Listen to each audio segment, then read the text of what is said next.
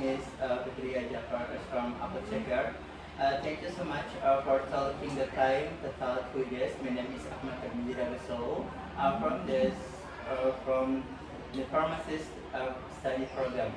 I'd like to have some conversation with you about your profession as a pharmacist, especially regarding on the topic of experiences as a pharmacist. We hope this interview can provide education, educational value and inspiration for our audience. If you're ready, may we get started. First question.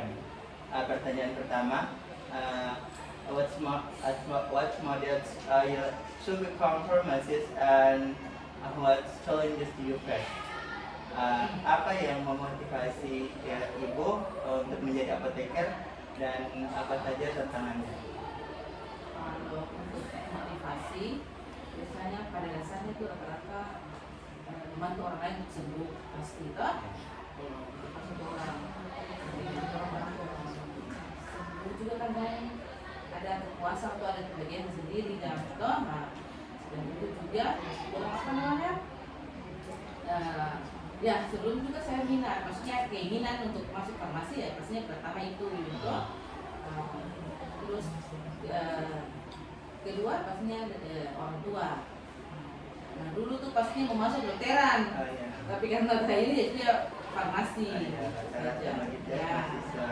Terus potensi karir juga pastinya untuk farmasi gak bagus. Berarti awalnya ingin masuk farmasi itu menjadi apoteker karena memang pertama keinginan dan tentunya untuk membantu orang lain juga. Iya. Next, second question, have you ever felt like giving up in the goal of pharmacist? What keeps you going? Pernahkah ibu merasa ingin menyerah di bidang farmasi dan apa yang membuat ibu untuk ingin tetap bertahan? Menyerah pasti ada. Kalau misalnya menyerah untuk posisi tuh kuliah di luar jauh dari orang tua misalnya nih, mau kuliah di luar pasti menyerah dengan banyak tugas toh. Setiap mungkin kalau pada semester pertama, semester kedua mungkin lab kurang toh. Ini kan semester farmasi toh langsung toh. Nah, lab masih kurang, tapi kalau semester kedua ke sana pasti ada lab tuh. Setiap mata pelajaran ada lab, mau bikin tugas yang pertemuan dengan dosen atau mau tugas pindah haluan di lab, biasa begitu. Ini sudah lab? Iya sudah. Sudah. Sudah tinggal lab. Sudah. Ini mau masuk empat lab. Jadi orang tuh biasanya tuh kadang tuh menyerah di situ karena ada beberapa teman pun ada menyerah, gak usah mau masuk lagi, menimbang langsung tes dokter di tahun berikut atau ada yang pindah ke fakultas lain di lain gitu. Itu saja. Let's question what advice will you give to student who aspire to become pharmacist in the future?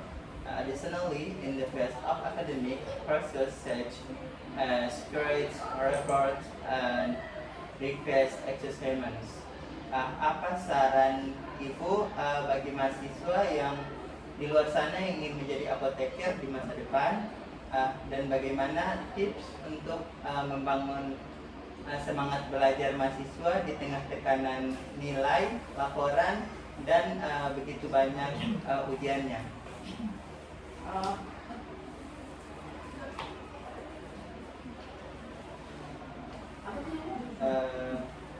Bagaimana tips untuk mahasiswa-mahasiswa di luar sana yang ingin menjadi apoteker di tengah-tengah tekanan nilai, tekanan laporan, dan ujian? Intinya itu kalau saya kayak semangat atau aktivitas itu maksudnya yang jelas tuh minat dulu pada dasarnya minat keinginan tuh masuk informasi ini apa sih. Kalau pada dasarnya karena keinginan dari orang tua untuk suka pasti apa saja yang tong laksanakan aku merasa berat tuh. Tapi kalau memang orang memang keinginan terus kerja dengan ikhlas maksudnya pada awalnya terus kan itu minat nih, jadi bawahnya juga bisa pakai itu walaupun aduh ada tugas ini belum lagi yang di lab, belum lagi ada tugas dari astus yang mau macam-macam misalnya tuh, atau ada teman-teman ya semangat saja intinya itu, terus semangat maksudnya berdoa begitu tuh.